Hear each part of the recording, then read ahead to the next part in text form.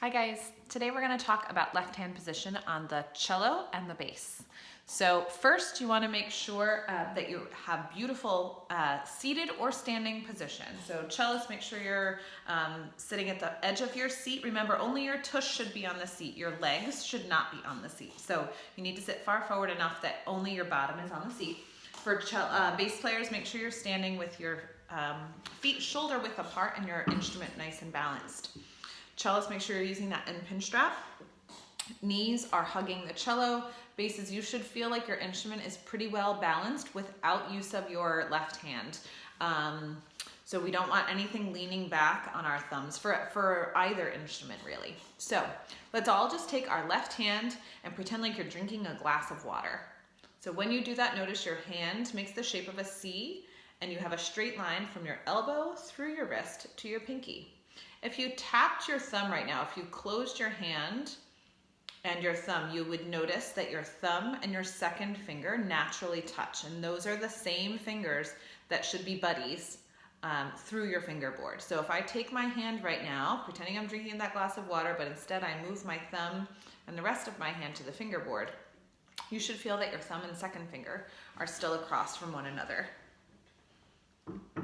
Yes? So sometimes we see the thumb pointing up like you're doing a thumbs up. We don't want that.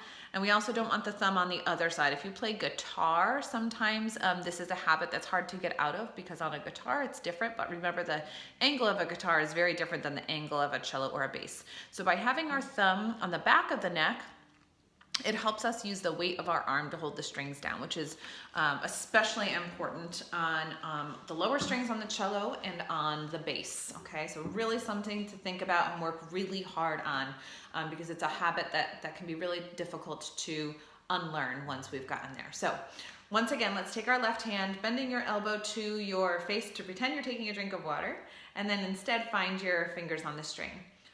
Notice I have a nice C shape still. My fingers are nice and round and you can see my elbow. And this is really important if you're looking in a mirror, you're watching yourself in your phone or your iPad, whatever if you're looking at something.